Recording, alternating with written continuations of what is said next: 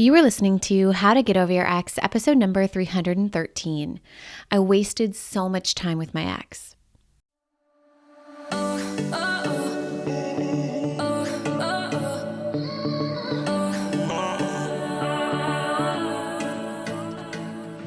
Welcome to How to Get Over Your Ex, a podcast on getting over your ex without it just taking time.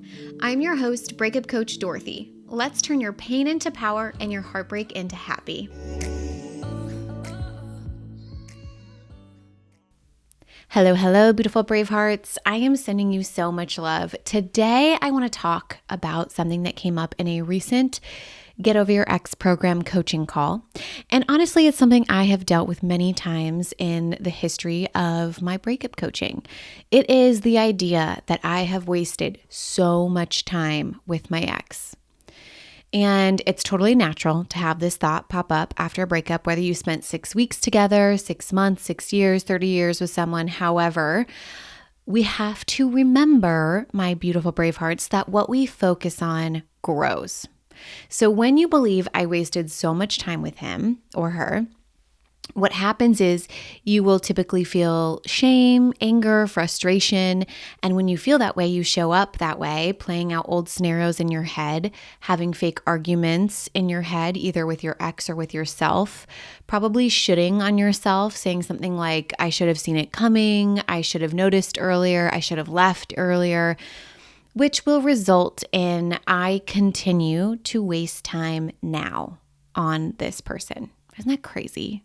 So focusing on wasted time in your past actually creates wasted time in your present.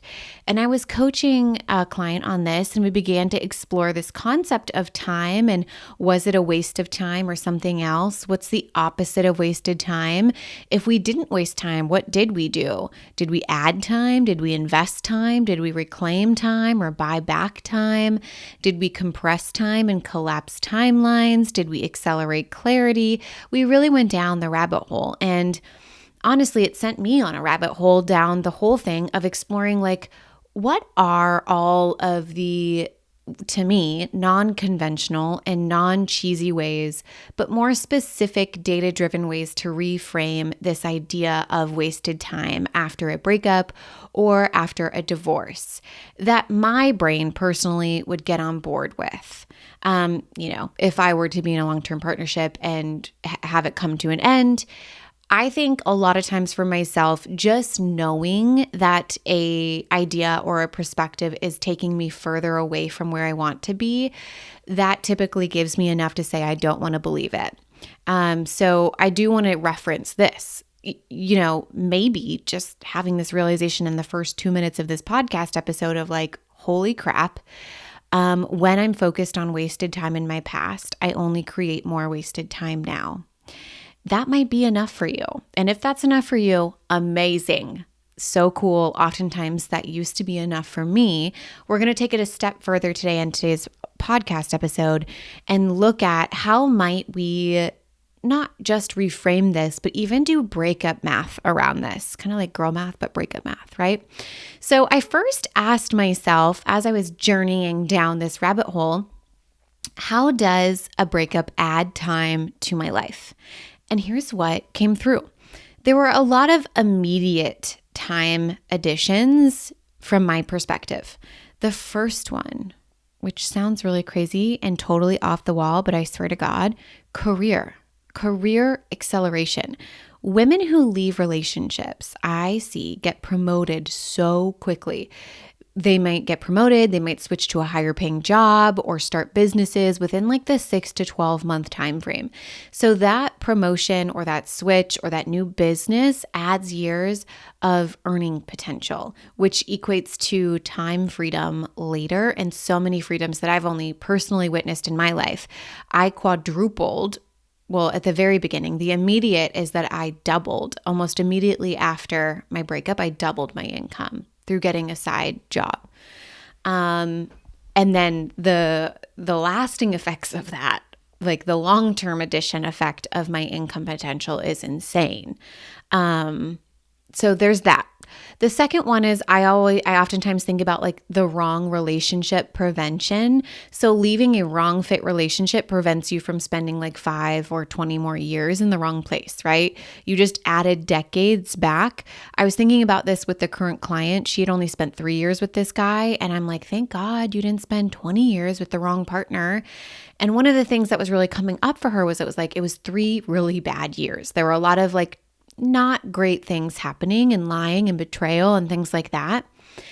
But what's interesting is I oftentimes think the things that feel big and like bad can actually be a really good gift. Like, thank God it was so bad that it forced me to leave rather than being in like a lukewarm partnership, knowing it's not the right one, but there's nothing quote unquote wrong that's like triggering you to leave. In some ways, leaving a cheating partner is easier than leaving a partner where there's like seemingly nothing wrong. Number 3, pattern interruption. So learning your attachment style or your people-pleasing patterns or your boundary issues now means you don't repeat these cycles for the next 30 years across multiple relationships. Your health. Oh my God, the additions that happen with your health. You heal so much faster. Stress from the wrong relationship can age you. Like, people get physically ill in incorrect relationships, when you're suppressing anger, when you're suppressing resentment. When you leave those toxic situations, it literally adds years to your life. Your sleep improves, your cortisol drops, your inflammation decreases. You are no longer in this state of fight or flight. You get to like rest. Oftentimes you'll crash immediately after. It's crazy. Clarity compression, so like collapsing timelines, you actually spend years in therapy you can spend years in therapy slowly unpacking your patterns. That is an option. But more often than not, the women that I see going through a breakup are on a fast track of like 10 years worth of self-awareness in like 3 months. It's wild. I've talked a lot about this on the podcast in general, but I'm going to call it out here in terms of immediate time additions. You have an opportunity cost recovery. And what I mean by that is every day you stay with the wrong person is a day you're not available for the right one. So because you left, it means you have opportunities were left. You have opportunities that you didn't have before you meet your actual person. So like you get to meet your real partner sooner because you left. It's like an oxymoron. It's like weird in the brain.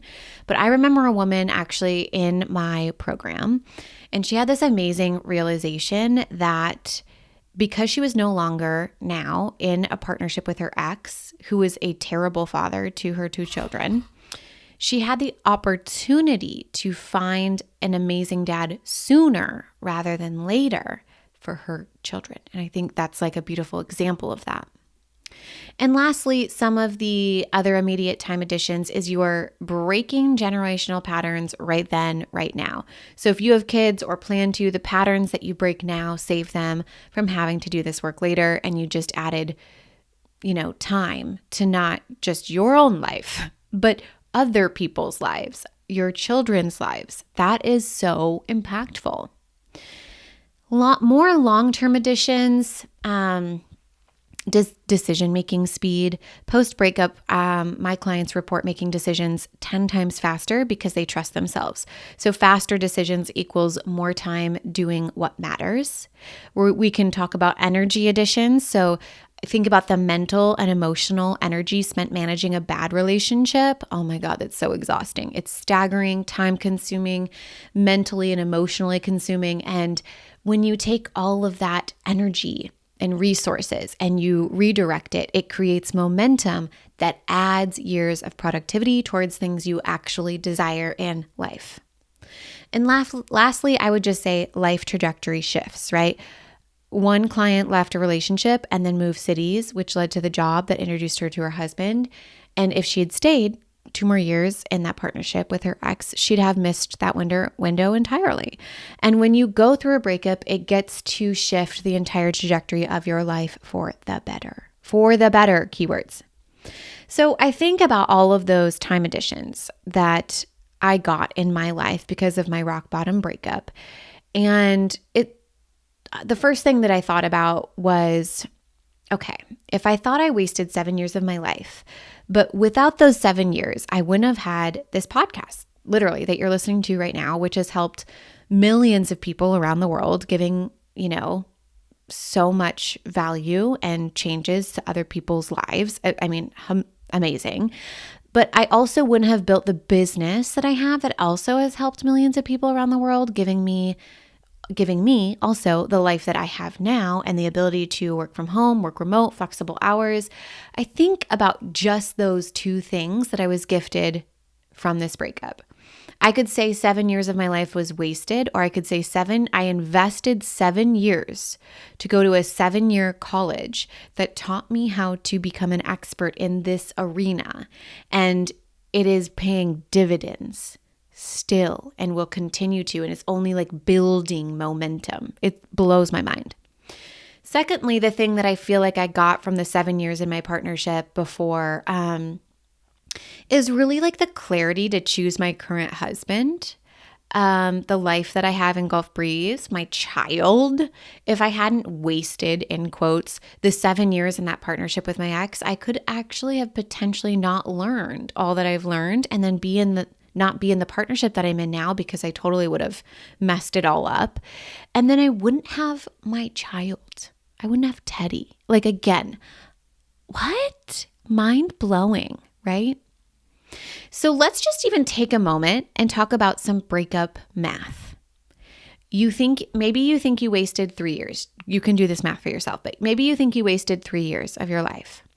But leaving now versus in 10 years means you got 7 years back. So net gain is plus 7 years, plus the compressed learning, the collapsing of timelines, which I think is worth like 10 years of therapy.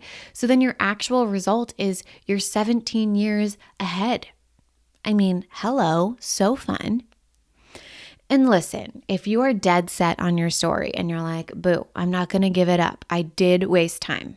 I'm like, okay, cool. You wasted time. Now what?